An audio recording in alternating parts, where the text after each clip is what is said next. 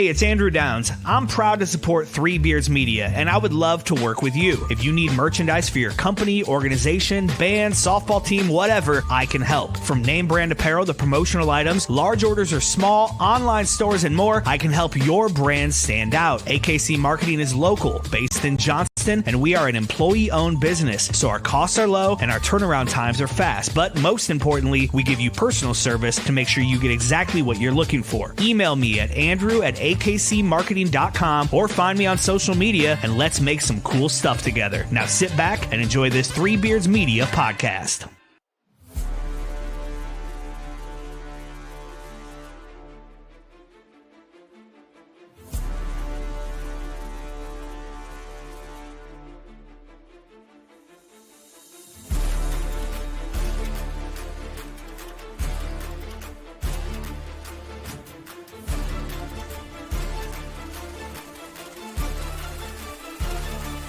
Drop it.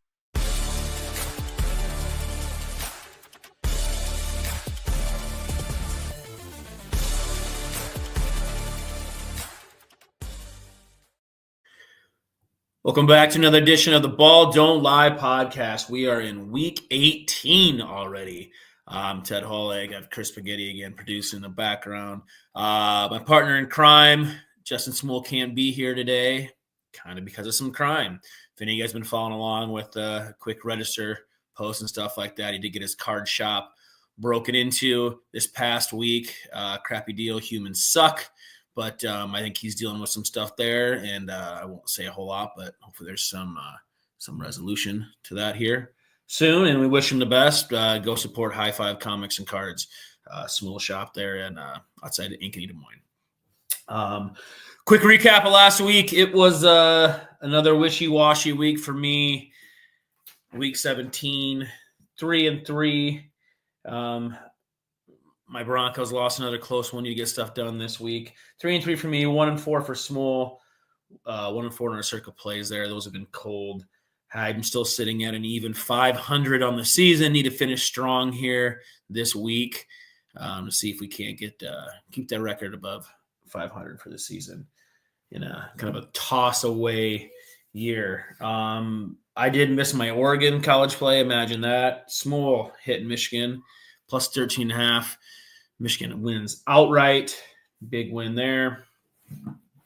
So before we get in here quick, what we're going to do is going to be kind of a quick show. I'm going to run through Small's plays here. Then we'll get to mine. We'll get you guys on your way. But Small did send in his plays here. He had 6 of them. Week 18 is always kind of a wild week anyway. Still not completely positive who's all going to be playing in these games, and people that are playing in these games, how much are they going to play? I'm sure there's a lot of scoreboard watching. But I would say compared to most years, though, there is a lot of teams that still have something to play for, even if it's seeding. As far as playoff stuff goes in the AFC side, Denver wins, they're in. Cincinnati and Miami are both still alive. I think Miami holds a tiebreaker on that side. But, we sit there and wait to see what Denver does. I think they're 10.5-point favorites right now. Last time I looked, we've been bouncing back between 10 and 11.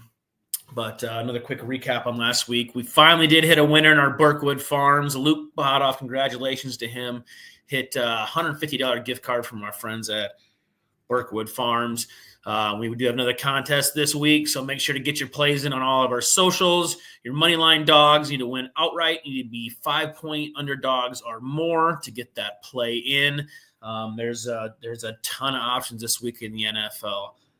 So get your plays in. I think there's even a couple random bowl games left. I'm not positive. And actually, Texas does fit that line for next week as well too. So they're currently sitting at a 6-point underdog as well. But again, congratulations to Luke Potoff, and thanks again to Jake and our friends at Burkwood Farms. Go check them out. Their product is excellent. So get into Small's plays here. He is going to go with he has Pittsburgh +2 playing Cincy. That's probably one of the must-watch games of this week. Steelers will still have an outside chance at the division, I believe. And then there's also some seeding involved, depending where that game goes. And Cincinnati still hanging on a hope and a prayer here. They need to win and some help. So that's a big game. He's going to take the Steelers +2. He's also went with the Patriots +2. That was an early play. He's actually getting last I checked 3.5 here, so we'll give him the +3 on this play. I think they're +2.5 in Circa, but last time I checked it was -3.5 Buffalo, so we'll give him a +3 there. He's also going with the Bears +10 at Green Bay. I don't have that play, but the Bears will probably make our Circa plays. I like that. I do think Green Bay is going to win, but 10 seems like maybe a lot. He's also going to take the Cowboys +5 playing Washington. And you're going to go with the Rams +6.5 playing Seattle. That's another game where I just got to see how Seattle's eliminated now. The Rams won the division. I don't know. I just don't really know who's going to be playing in that game. That'll be a complete stay away for me, but 6.5 is a lot. We'll see how that plays out. I do know Geno Smith needs about 180. I think it's 185 yards to hit a bonus. It might even be like $1 million bonus. It was one of the big ones left to play for. So if you're looking at those things, I'm not sure what his over-under is on that, but they're going to make sure the coaches and players will make sure Geno gets over 185 yards passing because $1 million is $1 million. And his last play is Kansas City +10.5 versus Denver. If it hits, great. Just make sure you win, Denver. Let's get in the playoffs. Let's end that drought. And then for his college plays, he's going to take Texas +6 and Notre Dame -2. And we'll dive into a little bit more of that when I get to it. But again, make sure you get your plays in on all your socials there. Shipley does a good job of going through that stuff for us. But thanks again to Jake and our friends at Berkwood Farms. Make sure you stop in and see them, and make sure you get your Money Dog play of the weekend. And why don't we go ahead and hear a word from our sponsors quick, and I'll dive into my plays and we'll get you guys on your way. Making great tasting bourbon requires the perfect combination of ingredients, conditions, and time. The longer it rests, the better it tastes. Revelton Distillery's new single barrel bourbon is made from 80% corn, sourced 100% from Iowa farmers. And unlike mass-produced bourbons, each barrel of Revelton's single barrel bourbon is unique, proofed on when it tastes best. As they like to say, it'll be ready when it's ready. And to ensure the highest standards of quality and flavor, owners Rob and Christy Taylor oversee the production and bottling. Every single barrel. Iowa born, Iowa aged, Iowa bottled. Try the new single barrel bourbon from Iowa's own Revelton Distillery. ReveltonDistillery.com.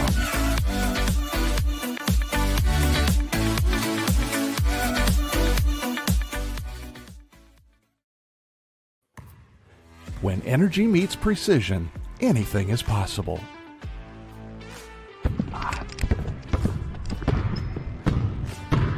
I'm Carter Hawley, the Chief Energy Officer of the Iowa State Cyclones.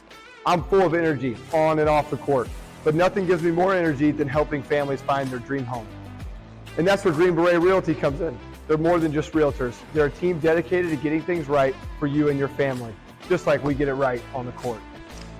Sometimes it takes a team to get the call right.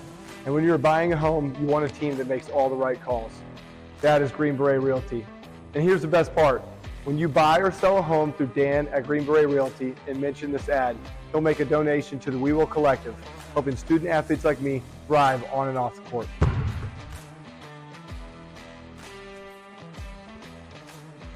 Green Beret Realty, because getting the call right means everything. Welcome back to the Ball Don't Lie podcast. I am Ted Hawley, riding here solo today. Thanks again to Pig for producing in the background. What we'll do, kind of similar for the rest of the season like last year, we will do plays through the playoffs. We'll find some stuff to be quicker shows, and then we'll have a longer Super Bowl show with all of our prop plays. I'm a huge prop play and Super Bowl guy. I've kind of made Smule get into it a little more as the years have gone on. This is season 5 already, believe it or not. Crazy. Into season 5, week 18. The season flew by. Football's almost over, and that's a little depressing. But we'll get into my plays here quick. This week was really tough. Again, like I said, there's so many teams that are just, I don't know who's playing. A lot of teams won last week that sometimes when you win, you lose. Ruining draft position. I think the Giants were picking first or like 7th now. That did nothing for them to win last week, except Daypal's gone probably still anyway. But The first play I'm going to go with the Lions -2.5 against Minnesota. This is a game I should probably just leave alone. Minnesota's playing great football. There's everything to play for here. The winner's going to get the number 1 seed. The loser's going to be playing on the road in week 1. The Lions have been banged up, but man, they can still score points.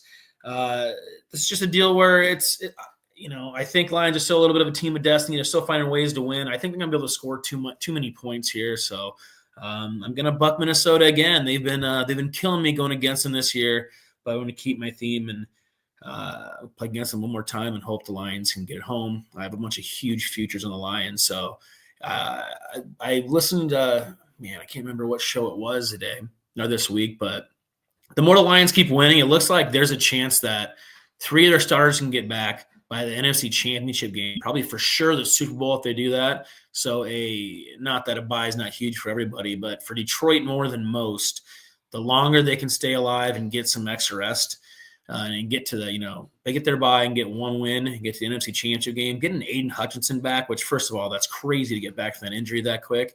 But even if you can get 10 to 15 passing down snaps from him, just the attention it takes would be a big get for them. So take the Lions -2.5.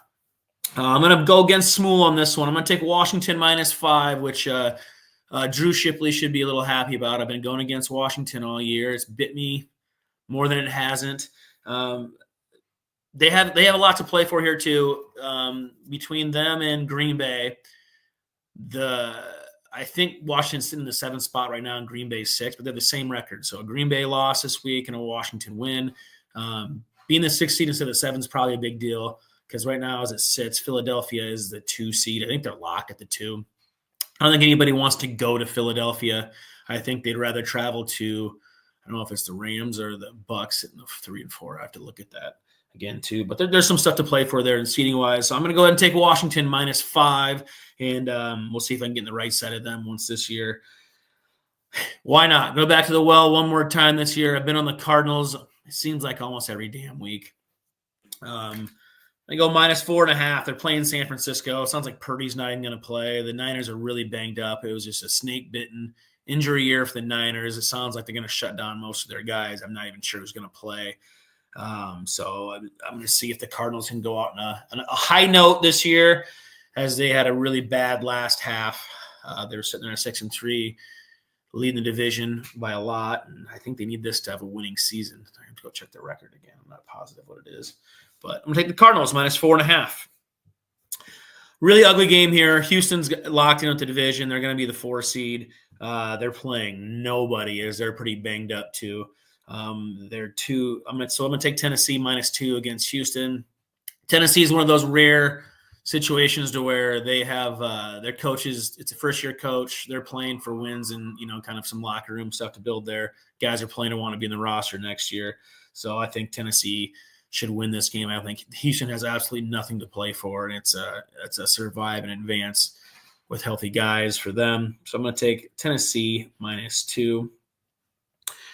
And my last play is going to be, that's a huge line. I hate playing these big lines, but Tampa -13.5 against New Orleans. New Orleans is really bad right now. I mean, it's not them not wanting to play people. They just don't have anybody left. All their playmakers are gone. I think Rattler's starting again. I was maybe a little wrong on him. He is still a rookie, but they're atrocious right now.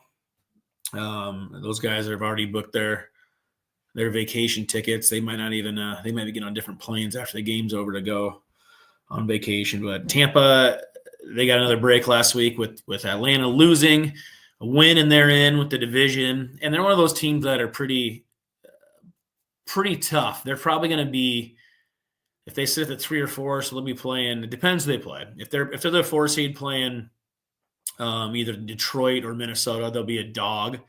And if they're playing Green Bay, they'll be a dog too. So there's a really good chance that they're going to be a dog in the first round of the playoffs. And if that happens, I am 100% taking Tampa Bay with the points. If they somehow play Washington, I think they'll be favored against Washington. Then I'll be the only one. But Tampa is one of those sneaky teams with how good they are at stopping the run.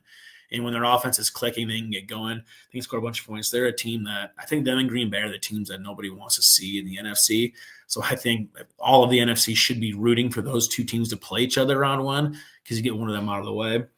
But I do think Tampa is going to come in and get it done pretty easily. Might see like a 20-plus point win. I know that's a lot to say in the NFL, but I see them getting up quick and not coming off the throttle so they can get the guys out later in the game. So give me Tampa minus 13.5 versus New Orleans. For the college games, I agree with Small. We have the exact same plays. Texas getting 6. I think it's just too many on the point side. So I get it. Texas didn't look great, just didn't finish the game great. But, part of that is maybe Arizona State's good. Maybe that's all it is, and that's all there is to it. I get it. Ohio State's looked good the last couple of weeks, but I still just have that Michigan stink. I watched that whole game, the Michigan game in my head, and that Ohio State team still does exist. I think Texas has enough playmakers. I think it'll be a way better game than got with Oregon. Look, could be wrong on that one. But I'm gonna go with Texas and the points, the same as Small did there. And I'm gonna take Notre Dame. I have a future on Notre Dame. I put in early November, so that'll pay out nice. That's probably a little bit behind it, but I just don't believe in Penn State yet either. And I think Notre Dame is just so good again at controlling the run. They kind of play old school Big Ten football, control the clock, play great defense, and special teams and defensive touchdowns. Bang bang to end the first half, start the second half game was over at that point because Georgia couldn't do anything on them. Well, I'm not even sure what Georgia ended at, but I think at one point they were averaging like 1.5 yards a carry. That's just insanity for a run defense. And I don't think Penn State's going to be able to drop back and throw the ball 40 times and have that much success. So I actually love Notre Dame -2. That'll probably get put in with some a back end of some of these round robin NFL week plays that I have, but not where it sits. I'll run through my plays and Small's plays here again quick, but I just want to thank everybody again for listening to us this year. Hope everybody that's listened, especially over the years, we really appreciate it, and hopefully we can get you some winners in the regular season. And let's run through them here again quick. For Ted, the Lions -2.5, Washington -5, Arizona -4.5, Titans -2, and Tampa -13.5. For Small, he had the Steelers +2, Patriots +3, the Bears +10, the Cowboys +5, the Rams +6.5, and the Chiefs +10.5. And we both had Texas +6 and Notre Dame -2. That'll wrap it up. That'll wrap up our regular season for Ball Don't Lie podcast in season 5. Again, thanks to all our listeners. Again, get your picks in on the Berkwood Farms Moneyline Dog of the Week plays. Must be +5 or more on the spread. There's a bunch of games this week, and Texas also fits that mold. So, as always, thanks to Pig for producing the background. I'm Ted. Cash that ticket.